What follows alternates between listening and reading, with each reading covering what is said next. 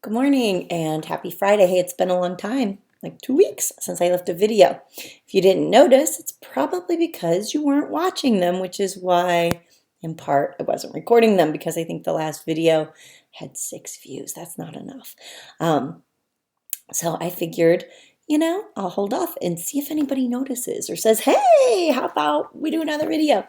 So hopefully you missed them. I'm back with just a few things that I want to say about your capstone or your researched argument drafts. I have responded to all of them. I've given you feedback on them. You will find your feedback either as your paper attached. I re-upload it with your name and RDRA, rough draft, researched argument. If you submitted a PDF, I cannot write on PDFs, so I use the Brightspace tools, which allow me to open it in the attached window.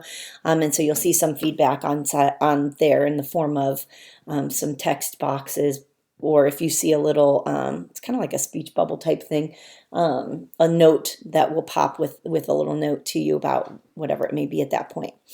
So you have that feedback, but I want to talk about a few things that I saw across the board and just address some of these components. This may or may not apply to you and your paper. So listen up, some will, some won't. First of all, the introductions by and large were pretty good. I think doing the samples helped, but still some of you are missing that connection. You have to remember, you have to make it relevant to your reader, and that's why we have the contemporary source, something that's happening. That's a good way in. If you're not using it, that's okay, but if you're having a problem making it clear that you have a reason for having this argument, then that might be something you want to include as you open. You also must remember to grab your reader's attention, right? Think about what you like to read or what you will read.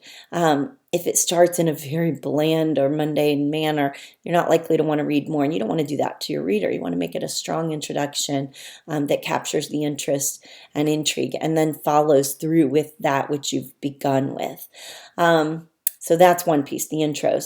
The conclusions I'm going to talk about kind of just in response to that, because many of you, and I know it was a draft, but you just abruptly ended, or you ended with advice. You don't need to advise your reader. If you've done what you're supposed to do, then you don't need to give the reader advice like, so make sure that you do X, Y, or Z, or whatever it might be. You don't need to speak directly to your reader. It's a researched argument that presents a position. If you've given all the evidence, you don't need to say, kind of like the moral of the story is, essentially. So that's part two.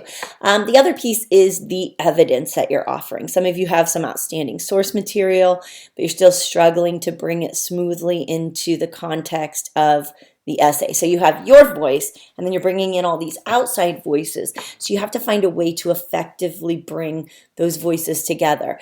If you are bringing in the author, the title of the article, and the source, it's too much. Okay, what you want to do is credential the reader. So you might say, John Smith, renowned psychologist for Cambridge University, believes blah, blah, blah, right? You don't want to say, John Smith in his article, the title of the article, from Psychology Today, blah, blah, it weighs your essay down. Okay, so stick to just credentialing your author and then moving more smoothly into the quote. Also, remember, you have to follow through. Okay, so if you give some information, it's not enough to just leave it hanging there. You want to make sure that you provide the significance. Like, why is this relevant? If you leave the reader going, yeah, that's fantastic, but why do I care about that? Or how does this connect? Then you haven't finished your job there. So make sure that you follow through along the way. The other piece that everyone has to remember is in-text citations, all right? Anything, anytime, whether you're paraphrasing, quoting directly, you must use attribution, which means you have to use an in-text citation if you haven't mentioned the author's name, and then you have to have that work on your works cited page at the end of the document. Anything, really, it's not your information, so you just have to provide that smooth parenthetical. Also, some of you are using APA, most of you are using MLA. Some of you are using both, so though you're the ones I want to talk to, you can't use both. So decide, commit to APA or commit to MLA, but don't blend them, okay? So review those guidelines. You can go to the OWL at Purdue and they're going to show you that. I think I only have a couple people who are using APA because it's in their discipline and they're familiar with it. So the rest of you, if you're using MLA, parenthetically, you're using the author's last name and then a page number if you have it. Most of the time, you may not have a page number because it's online, but if you do, if it's from a journal article from the database, then you will have an article page number. So you're going to use that, no commas, just author's last name, space, page number, the right parenthesis, and then the end punctuation. And then the key is, of course, that author's last name would be the first thing that I would see on the Works Cited page, which would lead me directly to the resource. And that's the goal. It's like a puzzle, right? So I see Smith in the parenthetical, I go to the Works Cited page and I see Smith there, and then I can link those two if I want to check out that source for verification or for more information if I'm a reader. Okay, also organization. It's a lot of information. I mean, you're negotiating a lot of different ideas and a lot of different evidence. You have to organize your essays. If you've never done a reverse outline and you're having problems still with organization, I strongly recommend it. Okay, it's you taking a look at the paper. You have your everything on the page now. So you go back and you go, okay, first paragraph. What have I got there? What am I doing? If you're doing 10 things in that first paragraph, then you want to break them out. If you're doing one thing, but it's not really clear that it's contributing, then you might want to shift it around. But you're going to identify what each paragraph in your essay is doing, a reverse outline. You have the work. Now, instead of talking about what you're going to do, you're going to say what I did. Then you can go back and look, and if you see that in paragraph 3 you talked about one piece of evidence that you talk about again in paragraph 7, then maybe you want to be able to merge those, or you want to eliminate one to avoid redundancy. So use the reverse outline if you're having problems with organizing your thoughts. All right, and I know it's hard, and some of your rough drafts were rougher than others. Some of you are a little more polished in your execution at this point. Maybe you've already worked through multiple drafts, but a lot of people are still struggling just to put it all together at this point, which is also why I'm giving you a little more time to work toward the final draft. So that won't be due this weekend. It will be due the following weekend. So not this Sunday, but a week from Sunday. I want to say it's November 3rd. So you have some time to work on that. Now you're going to be doing some other things, of course, along the way.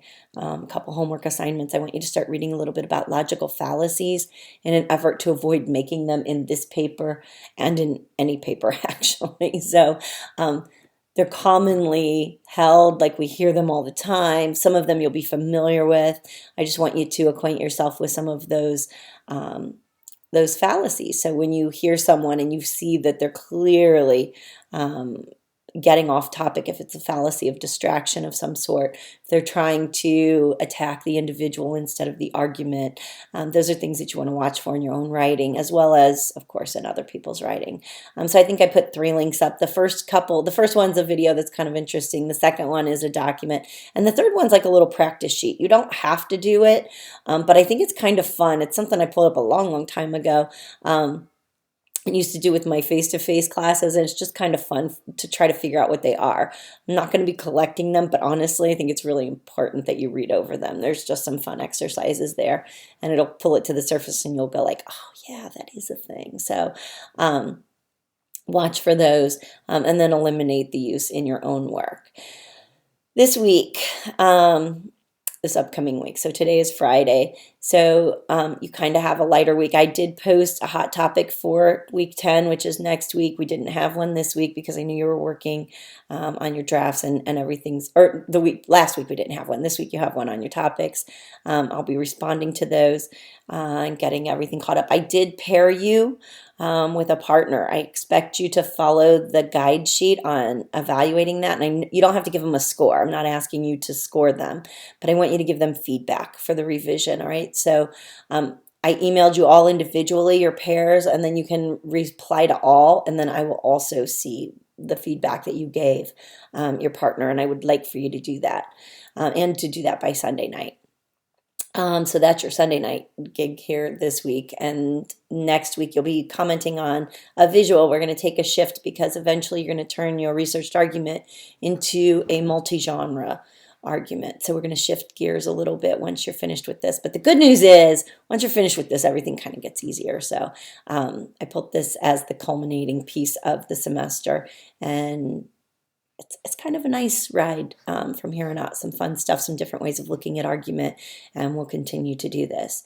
If you watch this video and you watched it in its entirety, you send me an email and tell me your favorite color. I'll give you 5 bonus points. Have a great day.